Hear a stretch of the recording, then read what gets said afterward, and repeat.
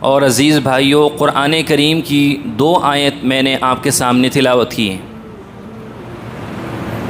دونوں آیتیں الگ الگ پاروں کی آیت ہیں۔ دونوں کو ہم جوڑ کر سمجھیں گے تو ہمیں ایک بہت اہم بات سمجھ میں آئے گی۔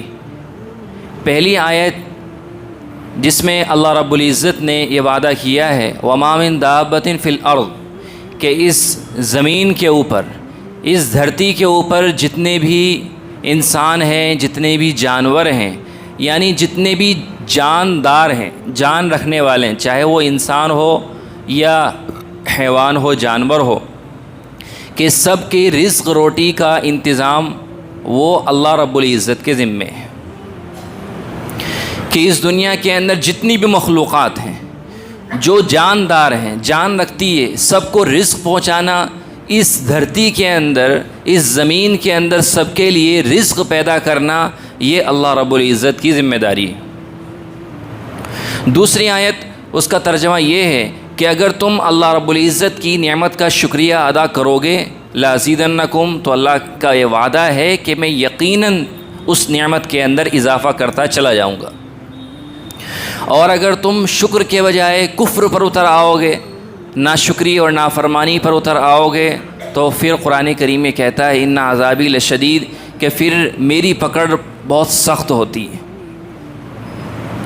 پہلی جو آیت ہے جس میں اللہ رب العزت نے یہ وعدہ کیا ہے کہ اس روئے زمین پر جتنی بھی مخلوقات ہیں، جتنی بھی جاندار ہیں، ان سب کو رزق پہنچانا، ان کے لیے زمین کے اندر رزق پیدا کرنا، یہ اللہ رب العزت کی ذمہ داری ہے۔ ہم لوگ جانتے ہیں کہ اللہ تعالی ہم کو کھلاتا ہے، پلاتا ہے، پہناتا ہے، اور دنیا کی جو ضرورتیں ہیں وہ اللہ تعالی پوری کرتا ہے۔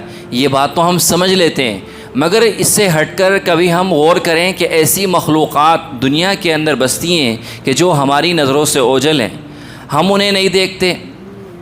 بہت سارے دریائی جانور ہیں، بہت سارے خشکی کے جانور ہیں، جو سب اللہ تعالیٰ کی مخلوق ہیں، اور ان کے نہ وہ کماتی ہے، نہ وہ کوئی کام کاروبار کرتی ہیں، وہ سب مخلوق، مگر اللہ تعالیٰ رزق ان کو بھی پہنچاتا ہے۔ جتنی بھی مخلوق ہیں سب کو رزق ملتا ہے۔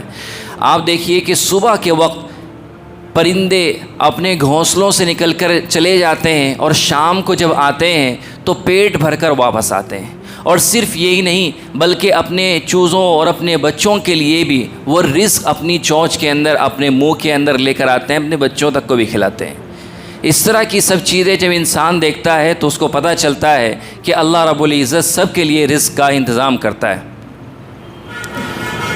ایک بہت بڑے عالم ہیں، ان کا ایک واقعہ لکھا ہے کہ وہ ایک ملک کے اندر گئے، وہاں پر ایک پارک کے اندر گھوم رہے ہیں اپنی فیملی کے ساتھ، تو انہیں خوبصورت پتھر ملا، بالکل بند پتھر ہے، پتھر بالکل چاروں طرف سے بند ہے، اس کے اندر کوئی پھٹن، کوئی سوراخ نہیں ہے، لیکن پتھر ایسا ہے، خوبصورت ہے، تو ان کو وہ پسند آیا، تو انہوں نے اس کو وہاں سے لے لیا، وہاں کی مینجمنٹ اتھارٹی سے اس کو وہ لے لیا، لے کر گھر آ گئے۔ اب دیکھیے میں بتا رہا ہوں کہ پتھر ایسا ہے کہ اس میں چاروں طرف کوئی سوراخ نہیں ہے، خوبصورت پتھر ہوتا ہے جیسے موتی وغیرہ ہوتے ہیں۔ وہ گھر لے آئے، گھر پہ رکھا رہا، ایک بار وہ ہاتھ سے چھوٹ کر زمین پر گر گیا۔ جب زمین پر گرا تو اس کے ٹکڑے ہو گئے، ٹکڑے اٹھا کر دیکھے تو ایک کیڑا ہے، ایک چھوٹا سا کیڑا ہے، وہ اس کے اندر سے نکل کر آ رہا ہے، اور اس کے منہ میں ایک پتا ہے جس کو وہ کھا رہا ہے۔ اب ذرا سوچیں کہ ایک پتھر کا ٹکڑا ہے جس میں کہیں سے کوئی سوراخ نہیں ہے، کوئی شگاف، کوئی پھٹن نہیں ہے، نہ آنے جانے کا کوئی راستہ نہیں ہے، اور اس کے اندر ایک کیڑا رہتا ہے، اور اس کیڑے کے منہ کے اندر بھی ایک چھوٹا سا پتا ہے جسے وہ کھا رہا ہے۔ تو یہ رزق روٹی کا انتظام کرنے والا کون ہے؟ کون اس کو کھلا رہا ہے؟ اللہ رب العزت اس کو کھلا رہا ہے۔ حضرت سلیمان علیہ السلام کے بارے میں لکھا ہے، قرآن کریم میں ذکر آیا ہے کہ وہ اللہ کے نبی تھے، اللہ تعالیٰ نے ان کو بادشاہت عطا کی تھی۔ 19ویں پارے میں وَوَرِثَ سُلَيْمَانُ داؤد وَقَالَ يَا أَيُّهَا النَّاسُ عُلِّمْنَا مَنطِقَ الطَّيْرِ۔ حضرت سلیمان علیہ السلام کی خوبی یہ ہے کہ ایک طرف وہ نبی ہیں اور دوسری طرف بہت تکڑے، بہت مضبوط بادشاہ ہیں، اور ایک اس کے علاوہ خوبی یہ ہے کہ اللہ تعالیٰ نے ان کو جانوروں کی پرندوں کی بھاشا بھی سکھلا رکھی ہے کہ پرندے جو آپس میں بولتے ہیں تو اس کا کیا مطلب ہوتا ہے وہ اس کو سمجھ لیتے تھے. یہ بات قرآن کریم میں آئی ہے.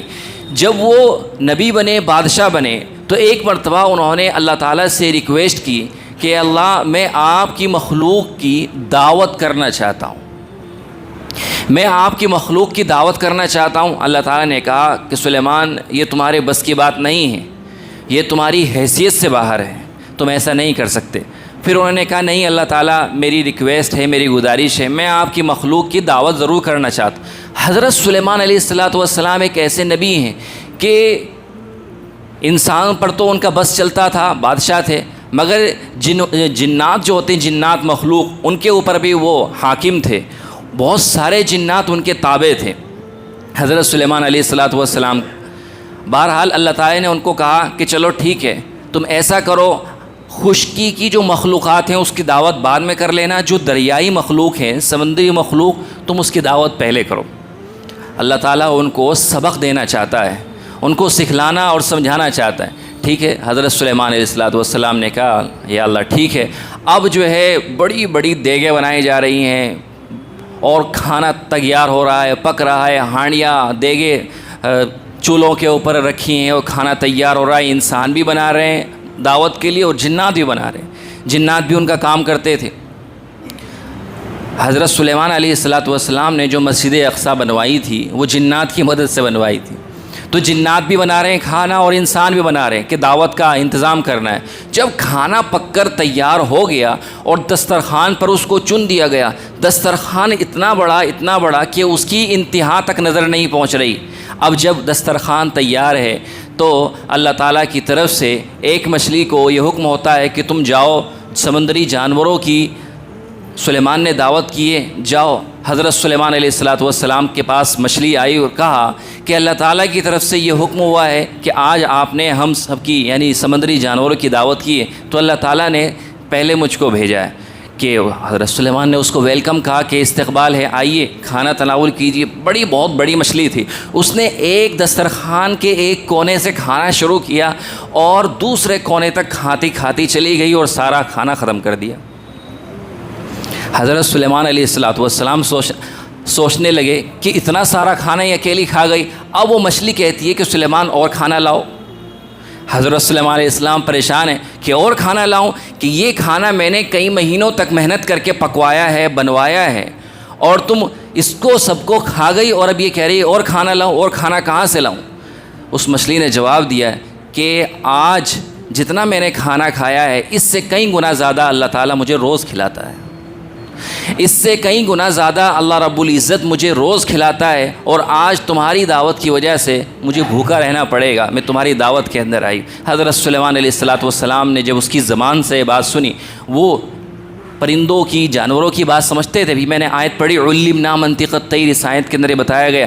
حضرت سلیمان فوراً سجدے میں گر گئے کہ پروردگار آپ کی برابری کوئی نہیں کر سکتا ہے. آپ اپنی مخلوق کو کس قدر رزق کھلاتے ہیں، کیسے کھلاتے ہیں، ہمارا ذہن وہاں تک نہیں پہنچ سکتا ہے. تو اللہ رب العزت نے اس آیت کے اندر یہ وعدہ کیا وَمَا مِن دَابَّةٍ فِي الْأَرْضِ، کہ اس زمین میں اور زمین کے اوپر جتنی بھی مخلوقات ہیں، جتنی بھی جاندار ہیں، جان رکھنے والی مخلوقات ہیں، سب کا روزی پیدا کرنا، سب کی روزی زمین کے اندر پیدا کرنا، یہ اللہ رب العزت کی ذمہ داری ہے. یہاں پر میں آپ کو ایک بات بتاتا ہوں، بات سمجھنے کی، کہ اللہ تعالیٰ نے اس آیت کے اندر یہ وعدہ کیا ہے کہ سب لوگوں کی، سب جانوروں کی روزی روٹی اللہ تعالیٰ کی ذمہ ہے. پھر دنیا کے اندر بھوک مری کیوں ہے؟ آپ انڈیا کا سروے کریں گے تو آپ کو پتہ چلے گا کہ 146 کروڑ تقریباً ہندوستان کی آبادی ہے، پاپولیشن ہے، اس میں سے تقریباً 19-20 کروڑ کی آبادی بھوک کے مسائل سے پریشان ہے. ان کو معقول غذا نہیں مل پا رہی. یعنی 18-20 کروڑ، آپ سوچئے 18-20 کروڑ کتنی بڑی آبادی ہے کہ وہ بھوک سے ریلیٹڈ ایشوز کی وجہ سے پریشان ہیں. اسی طریقے سے دنیا کے اندر روزانہ 25,000 لوگ صرف بھوک اور بھوک سے ریلیٹڈ بیماریوں کی وجہ سے مر جاتے ہیں، جس میں سے 10 سے 15,000 تو بچے ہوتے ہیں جو بھوک اور بھوک کی وجہ سے، بیماریوں یا قلت غذا کی وجہ سے وہ دم توڑ جاتے ہیں. تو جب اللہ تعالیٰ کا یہ وعدہ ہے تو پھر یہ سب کیوں ہے، بھوک مری کیوں ہے؟ تو سمجھنے کی بات یہ ہے، دھیان سے سمجھیے گا کہ اللہ تعالیٰ نے یہ وعدہ کیا ہے کہ میں اس زمین کے اندر سب کے لیے رزق پیدا کروں گا، لیکن اس رزق کی تقسیم، اس کا ایکولی صحیح طریقے سے ڈسٹریبیوشن ہونا، صحیح طریقے سے اس کی تقسیم، یہ اس دنیا کے اندر جو حاکم ہیں، جو حکمران ہیں، جو حکومت کرتے ہیں، یہ ان کی ذمہ داری ہے۔ یہ ان کی ذمہ داری ہے کہ جو اللہ تعالیٰ ریسورسز، ذرائع، وسائل کے ذریعے رزق اگا رہا ہے، پیدا کر رہا ہے، اب یہ حکومت کی ذمہ داری ہے کہ اس کو ان کے حقداروں تک، مستحق تک پہنچائے۔ اب یہ جو ڈس آرڈرنگ ہو رہی ہے، بد نظمی ہو رہی ہے، یہ بد نظمی حکومت کے، گورنمنٹ کے کرپشن کی وجہ سے ہوتی ہے۔ گورنمنٹ میں جو لوگ بیٹھے رہتے ہیں ان کی بے ایمانی کی وجہ سے ہوتی ہے۔ آپ کو ایک بات پر تعجب ہوگا کہ جس ملک کے اندر جتنا زیادہ کرپشن ہے، جتنا زیادہ خیانت ہے، جتنی زیادہ رشوت خوری ہے، اس ملک کے اندر اتنی زیادہ بھوکمری اور بھوک کے مسائل ہیں۔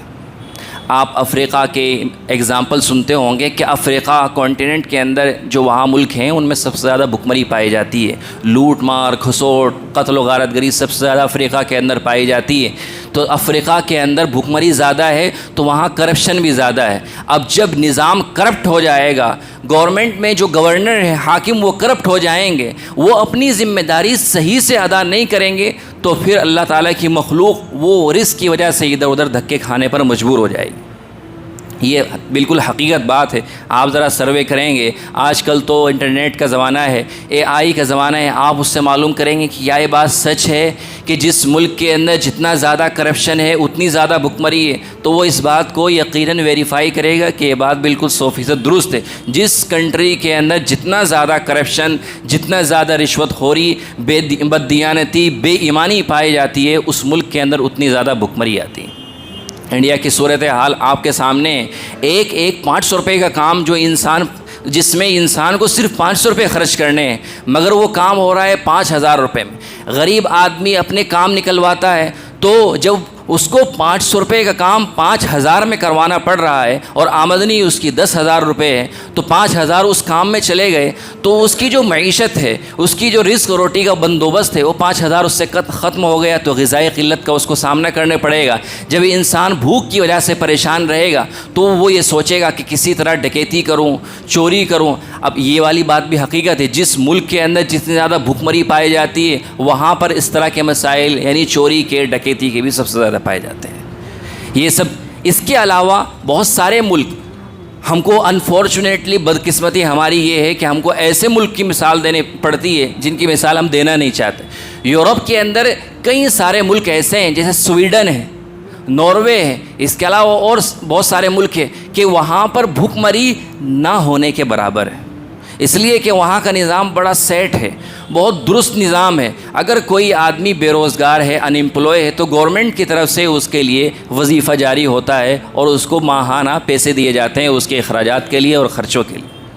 اللہ رب العزت نے جو سسٹم بنایا ہے، جو نظام بنایا ہے، وہ اتنا شاندار بنایا ہے، مگر جو یہ اللہ تعالیٰ کے خلیفہ ہیں، اللہ تعالیٰ کی جانشین ہیں دنیا کے اندر، انہوں نے نظام کو کرپٹ کیا تو پھر سب لوگ اس کی وجہ سے پریشان ہو جاتے ہیں۔ قرآن کریم کی ایک آیت ہے، وَمَا أَصَابَكُم مِّن مُّصِيبَةٍ فَبِمَا كَسَبَتْ أَيْدِيكُمْ، کہ لوگوں تم پر جو مصیبت نازل ہوتی ہے وہ مصیبت تمہارے اعمال کی وجہ سے نازل ہوتی ہے۔ اگر تمہارے اعمال اچھے ہوں گے تو اللہ تعالیٰ کی طرف سے رحمتیں اور برکتیں آتی ہیں، اللہ تعالیٰ کی طرف سے رزق کے اندر فراخی اور گشادگی پیدا ہوتی ہے، اور اگر تمہارے اعمال خراب ہو جائیں گے تو پھر اللہ تعالیٰ کی طرف سے بے برکتی، بے رحمتی آتی ہے اور رزق کے اندر تنگی پیدا ہونا شروع ہو جاتی ہے۔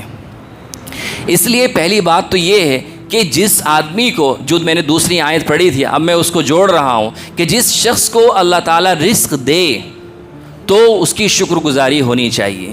شکر گزاری کا طریقہ یہ ہے کہ اللہ تعالیٰ آپ کو جتنا رزق دے رہا ہے، آپ کو جتنی ضرورت ہے آپ اتنا خرچ کریں۔ ایک طرف تو انڈیا کے اندر بھوکمری پائی جاتی ہے، بھوک سے ریلیٹڈ مسائل ہیں، 146 کروڑ پاپولیشن میں سے تقریباً 18 سے 20 کروڑ لوگ بھوک کے مسائل سے پریشان ہیں، مگر اس کے علاوہ جن لوگوں کو اللہ تعالیٰ نے رزق دیا ہے ان کے بارے میں رپورٹس یہ بتاتی ہے کہ ایک بہت بڑی تعداد، بہت بڑی تعداد سالانہ کھانے کی ویسٹ ہو جاتی ہے۔ انسان کو اللہ تعالیٰ جو رزق دے رہا ہے، خوراک دے رہا ہے، ایک طبقہ تو وہ ہے کہ جن کو پراپر طریقے سے خوراک ہی نہیں مل پا رہی، ایک طبقہ وہ ہے جس کو اللہ تعالیٰ دے رہا ہے، نواز رہا ہے، تو وہ اس میں ناشکری یہ کرتا ہے کہ جتنی اس کو ضرورت ہے اس سے زیادہ استعمال کرتا ہے، اور بہت سارا کھانا، بہت ساری غذا، خوراک، رزق برباد ہو جاتا ہے۔ اس کی ایک مثال چھوٹی سی میں دوں، فی الحال جو ہے اب شادیوں کا سیزن آنے والا ہے، شادیاں ہوں گی، بڑی بڑی دعوتیں ہوں گی، بڑے بڑے پروگرام ہوں گے۔ ایک آدمی کی خوراک اتنی سی ہے، اتنی سی اس کی خوراک ہے، مگر وہ پروگرام میں جا رہا ہے تو وہ کھانا اتنا سا نہیں لے رہا ہے، وہ کھانا اتنا سارا لے کر آتا ہے، اس میں سے اتنا کھانا کھاتا ہے اور پلیٹ کو نیچے کرسی کے اندر رکھ کر چلا جاتا ہے، اور دوسری پلیٹ اٹھاتا ہے اور دوسری چیز لے کر آتا ہے۔ یہ سب کیا ہے؟ قرآن کریم یہ کہتا ہے لَتُسْأَلُنَّ يَوْمَئِذٍ عَنِ النَّعِيمِ، کہ تم سے قیامت کے دن اللہ تعالیٰ ان نعمتوں کے بارے میں پوچھے گا کہ اللہ تعالیٰ نے تم کو نعمتیں دیں تو تم کو شکر گزار ہونا چاہیے تھا، جتنی تمہاری ضرورت تھی اتنا ہی استعمال کرنا چاہیے تھا، تم ضرورت سے زیادہ استعمال کر کے ویسٹ کر رہے ہو تو یہ اللہ تعالیٰ کی نعمت کو ضائع کر رہے ہو۔ اللہ تعالیٰ قیامت کے دن اس کے بارے میں پوچھے گا۔ ایک مرتبہ حضرت ابو بکر صدیق، حضرت عمر فاروق اور اللہ کے نبی صلی اللہ علیہ وسلم، یہ تینوں صحابی، یہ حضور اور یہ دونوں صحابی ایک انصاری صحابی کے باغ میں پہنچے۔ انہوں نے کھجور سے حضور کی میزبانی کی، کھجور کا ایک تازہ گچھا وہ تبھی کھجور کے پیڑ سے توڑ کر لے کر آئے اور حضور کے سامنے پیش کیا، اللہ کے نبی تناول کیجئے، کھائیے۔ اب اس گچھے کے اندر کچھ کچی کھجوریں تھیں اور کچھ پکی کھجوریں تھیں، تو حضرت عمر فاروق نے اس گچھے کو اٹھایا اور گچھے کو اٹھا کر ایسے مارا تو اس میں سے جو کچی کھجوریں تھیں وہ ایک طرف ہو گئیں اور جو پکی تھی وہ ایک طرف ہو گئیں۔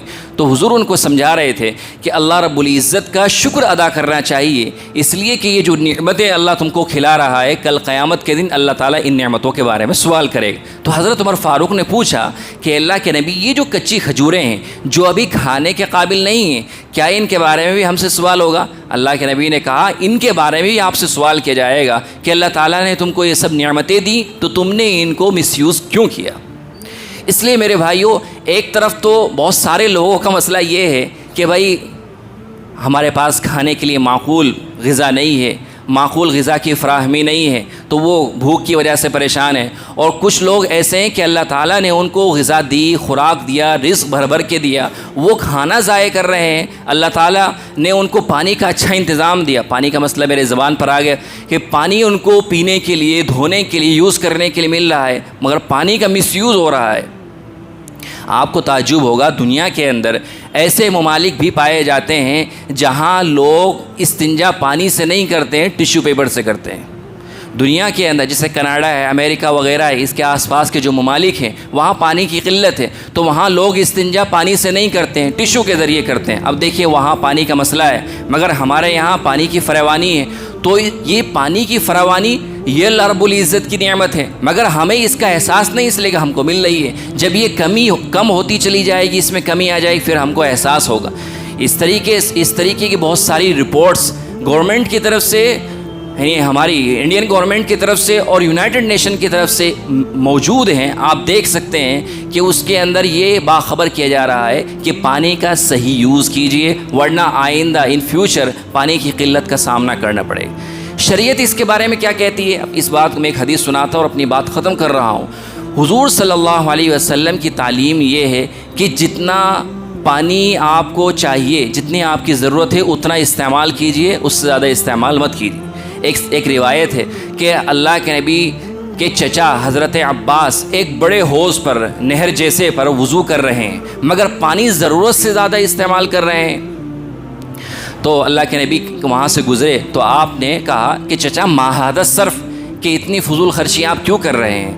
تو انہوں نے کہا کہ پانی اتنا سارا ہے، یہاں پر حوض کے اندر پانی بھرا ہوا ہے، اس میں کیا فضول خرچی ہے، تو استعمال کے لیے۔ تو آپ نے فرمایا وَإِن كُنتَ عَلَىٰ نَهْرٍ جاری، کہ اگر تم چلتی ہوئی بڑی دریا اور نہر کے اوپر بیٹھ کر بھی وضو کر رہے ہو تب بھی اتنا پانی استعمال کرو جتنی آپ کی ضرورت ہے، اس سے زیادہ استعمال کرو گے تو وضو کے اندر کراہیت پیدا ہو جائے گی، اس لیے کہ ہم نے پانی کا مس یوز کر لیا ہے۔ اس لیے دونوں آیتوں کو سامنے رکھ کر ایک بات خلاصے کے طور پر میں کہنا چاہتا ہوں کہ جن لوگوں کو اللہ تعالیٰ نے رزق دیا ہے، اللہ تعالیٰ نے ان کو نوازا ہے، ان کی ذمہ داری یہ ہے کہ وہ شکر گزاری کا معاملہ کریں، اللہ تعالیٰ کے شکر گزار بندے بنے، اس کی قدردانی کریں، کھانے کو ویسٹ نہ کریں، جتنا ضرورت ہے اتنا ہی استعمال کریں، اس سے زیادہ استعمال کریں گے، یعنی استعمال کرنے کا مطلب یہ کہ ہم نے کھایا اور باقی پھینک دیا، جیسے میں نے شادی کی ایک مثال دی ہے، تو اس میں قیامت کے دن اللہ تعالیٰ ہم سے مواخذہ کرے گا۔ قرآن کریم میں لَتُسْأَلُنَّ يَوْمَئِذٍ عَنِ النَّعِيمِ کہ قیامت کے دن تم سے اللہ تعالیٰ نے جو نعمتیں دی ہیں ان کے بارے میں سوال کیا جائے گا، پوچھا جائے گا۔ دعا کیجئے اللہ تعالیٰ ہم سب کو اس بات پر عمل کی توفیق عطا فرمائے۔